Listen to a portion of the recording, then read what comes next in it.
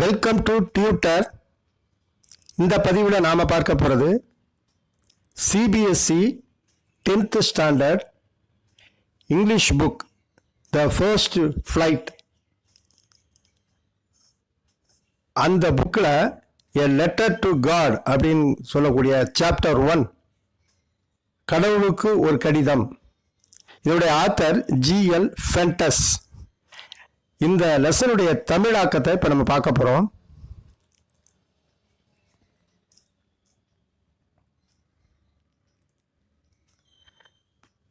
இப்போ லெசனுக்குள்ளே போகலாம். The house, the only one in the entire வேலி, sat on the crest of a low hill. அந்த entire வேலி, அந்த முழு பள்ளத்தாக்கு முழுவதிலும் இருக்கக்கூடிய அந்த பள்ளத்தாக்கில் ஒரே ஒரு வீடு தான் தனிமையில் இருக்குது. அதுவும் அந்த வீடு எங்கே இருக்குது அப்படின்னு சொன்னால், அங்கே இருக்கக்கூடிய லோ ஹில், கீழாக இருக்கக்கூடிய ஒரு குன்று, மலை குன்றுன்னு சொல்லுவோம் இல்லையா, அந்த மலை குன்றின் உச்சியில் இருக்குது அந்த வீடு. From this height one could see the river and the field of a ripe corn dotted with the flowers. அந்த மலை குன்றினுடைய மேலேருந்து நம்ம கீழே பார்க்கும் பொழுது நமக்கு என்ன தெரியும் அப்படின்னு சொன்னால், அந்த ஆறு, அதோடு மட்டும் இல்லாமல் சோளம் பயிரிடப்பட்ட ஃபீல்டு, நிலம், அதுவும் எப்படி இருக்குது அப்படின்னா, with the flowers that always promised a good harvest. அதில் ஃப்ளவர்ஸ் இருக்குது. அது எப்படி இருக்குது பார்க்கும்போது, கீழே இந்த மேலேருந்து நம்ம கீழே பார்க்கும்போது எப்படி இருக்குன்னா, டாட்டர், அதாவது புள்ளி புள்ளியாக தெரியுமா மேலேருந்து பார்க்கும் பொழுது. அதோடு மட்டும் இல்லாமல் அந்த ஃபீல்டு எப்போதுமே குட் ஹார்வெஸ்ட் கொடுக்கக்கூடியது, நல்ல அறுவடையை தரக்கூடியது எப்போதுமே. The only thing the earth needed was a டவுன்போர் or at least எ ஷோயர். அங்கே தேவைப்படுவது எல்லாம் என்ன அப்படின்னு சொன்னாக்க, அந்த நிலத்துக்கு மழை அல்லது ஒரு சிறிய மழை இருந்தால் போதும், அது நல்லா விளையக்கூடியது.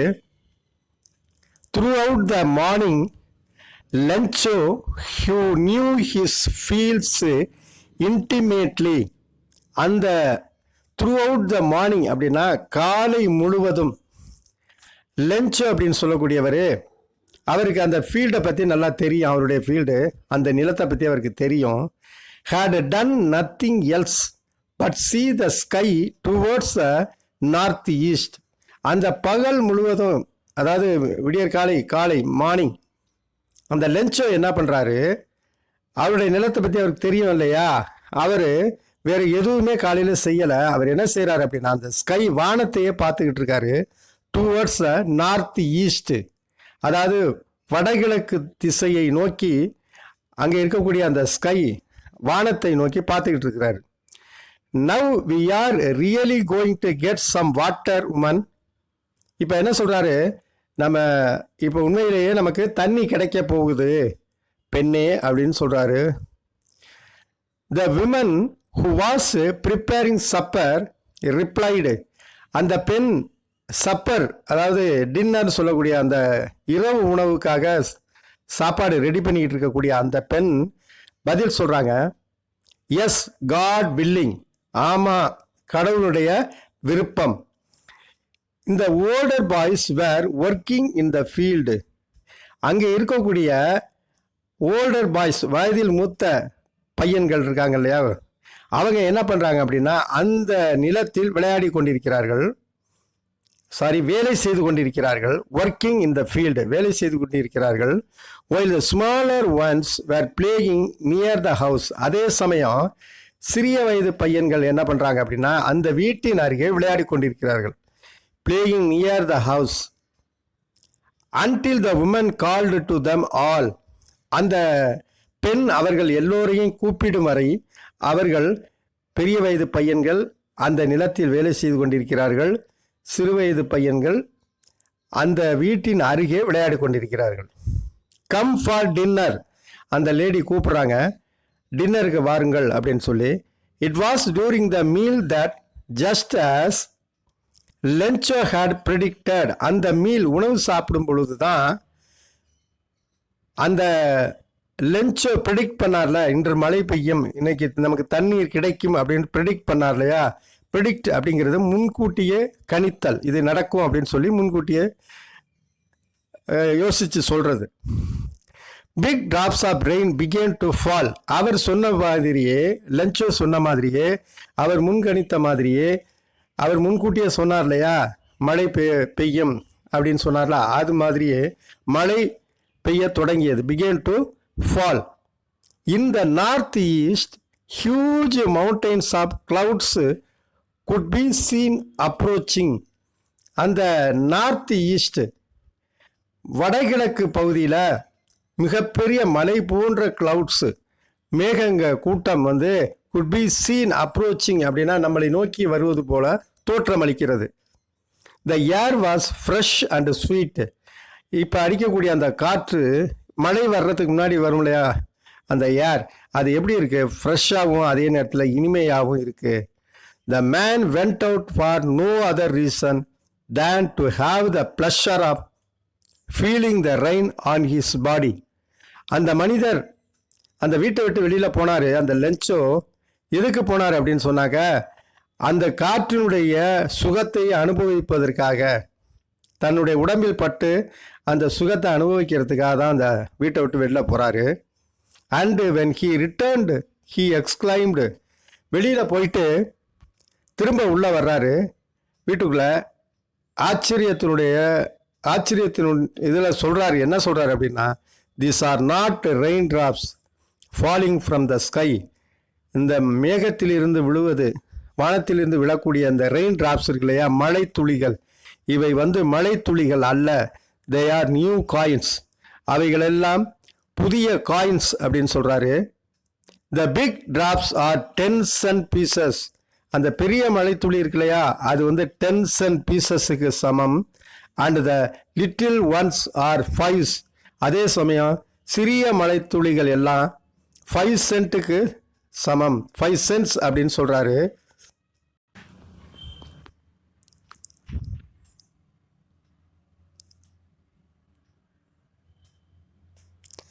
With a satisfied expression, he regarded the field of ripe corn with its flowers draped in a curtain of rain. அவர் அந்த சாட்டிஸ்ஃபைடு எக்ஸ்பிரஷன், முழு திருப்தி அவருக்கு. இப்போ மழை பெய்கிறதுனால அவருக்கு சந்தோஷம். அந்த சந்தோஷத்தோட அவர் வெளியில் அந்த வெளிப்பாடு என்ன இருக்குது அப்படின்னா, அவருடைய சந்தோஷத்தை வெளிப்பாடு மூலமாக அவர் சொல்கிறது என்ன அப்படின்னா, அந்த ஃபீல்டு இருக்கு இல்லையா, இந்த கார்ன், ரைப் கார்னும் அதோட ஃப்ளவர்ஸு சேர்ந்து இருக்கக்கூடிய அந்த ஃபீல்டு இப்போ எப்படி இருக்குது பார்க்குறதுக்கு அப்படின்னா, அந்த க்ளவுட்ஸ் எல்லாம் ஒரு ஆடை போட்டு மூடின மாதிரி அந்த ரெயினுடைய மழையினுடைய தாக்கத்தினால, மழை பெய்வதன் காரணமாக அந்த ஃபீல்டு ரைப் கார்னும் அதோடைய ஃப்ளவர்ஸும் கவர் பண்ண மாதிரி இருக்குது. கிளாத்தை வச்சு கவர் பண்ண மாதிரி, ஆடையை வச்சு அதை கவர் பண்ணால் எப்படி இருக்கும் அதே மாதிரி அவர் ஃபீல் பண்ணுறாரு. But suddenly a strong wind began to blow. ஆனால் திடீரென ஒரு மிகப்பெரிய காற்று, பலமான காற்று வீசுது. And along with the rain, அந்த மலையோட very large hailstones began to fall. மிகப்பெரிய ஆலங்கட்டி மழை விழ ஆரம்பிக்குது. These truly did not resemble new silver coins. These truly did resemble new silver coins. இந்த பெரிய ஆலங்கட்டி மழை விழுகிறது, அது எது மாதிரி பிரதிபலிக்குது அப்படின்னா, எதை மாதிரி இருக்குது அப்படின்னா, உண்மையிலேயே அந்த சில்வர் காயின்ஸ் மாதிரி இருக்குது. The boys exposing themselves to the rain ran out to collect the frozen pals. அந்த சிறுவர்கள்லாம் என்ன பண்ணுறாங்க, அந்த பையன்கள்லாம் அந்த மழையில் ஓடுறாங்க வெளியில்.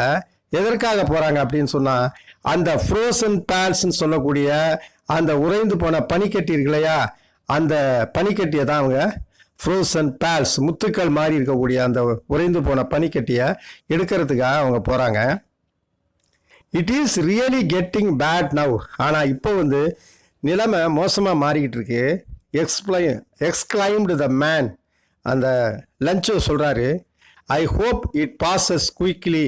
நான் நம்புகிறேன் இது வேகமாக கடந்து விடும் அப்படின்னு நினைக்கிறேன்னாரு. நம்புறேன்னு சொன்னார்.